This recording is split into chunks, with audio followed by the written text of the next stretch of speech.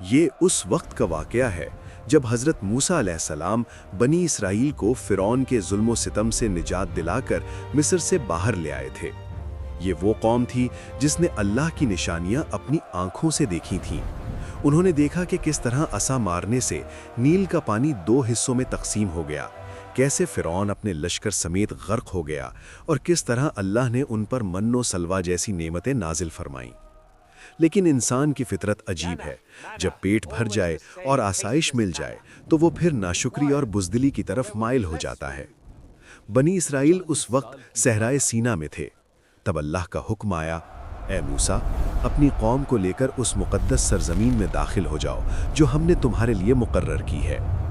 یہ مقدس سرزمین بیت المقدس تھی، مگر اس وقت وہاں ایک نہایت طاقتور قوم آباد تھی جسے عمالقہ یا قوم جبارین کہا جاتا تھا۔ یہ لوگ عام انسان نہیں تھے، بلکہ روایت میں آتا ہے کہ ان کے قد نہایت بلند، جسم فولاد کی طرح مضبوط اور چہرے اس قدر خوفناک تھے کہ دیکھنے والا دہشت میں مبتلا ہو جاتا۔ وہ پہاڑوں سے بڑی بڑی چٹانیں اکھاڑ کر پھینک دیا کرتے تھے۔ حضرت موسیٰ علیہ السلام جانتے تھے کہ یہ ایک سخت امتحان ہے، اس لیے انہوں نے 12 افراد کو جاسوس بنا کر بھیجا تاکہ وہ شہر کی حالت معلوم کریں اور واپس آ کر صرف انہیں خبر دیں، عام لوگوں میں خوف نہ پھیلائیں۔ جب وہ جاسوس اس بستی میں داخل ہوئے تو حیران رہ گئے۔ وہاں کے لوگ دیو ہیکل تھے، یہاں تک کہ ان کے پھل بھی اتنے بڑے تھے کہ ایک انگور کا گچھا کئی آدمی مل کر اٹھاتے تھے۔ جاسوسوں کے دل کانپ گئے اور وہ اپنے آپ کو ان کے سامنے کیڑے مکوڑوں کی طرح سمجھنے لگے۔ واپس آ کر 10 جاسوسوں نے قوم میں خوف پھیلا دیا اور کہا، ہم وہاں نہیں جا سکتے، وہ ہمیں کچل دیں گے۔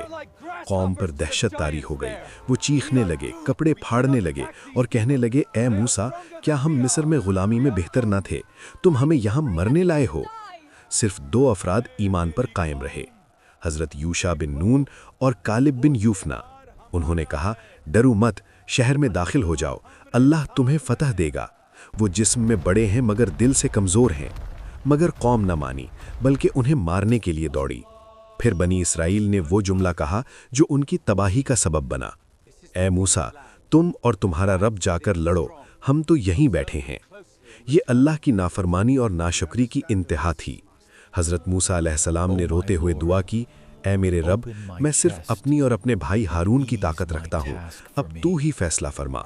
تب اللہ نے فرمایا، یہ سرزمین ان پر 40 سال کے لیے حرام کر دی گئی ہے، یہ صحرا میں بھٹکتے رہیں گے۔ 40 سال وہ صحرائے تیہ میں بھٹکتے رہے، روز چلتے، شام کو وہیں واپس آ جاتے۔ یہ ان کی روحانی گمراہی کی سزا تھی۔ اس دوران وہ تمام لوگ مر گئے جنہوں نے بزدلی دکھائی تھی۔ پھر حضرت موسیٰ اور حضرت ہارون علیہ السلام کا بھی وصال ہو گیا۔ ایک نئی نسل پیدا ہوئی جو غلامی کے ذہن سے آزاد تھی۔ 40 سال بعد حضرت یوشع بن نون علیہ السلام نے قیادت سنبھالی اور اس نئی قوم کے ساتھ حملہ کیا۔ اس بار قوم جبارین اللہ کی مدد کے سامنے ریت کی دیوار ثابت ہوئی اور مقدس سرزمین فتح ہو گئی۔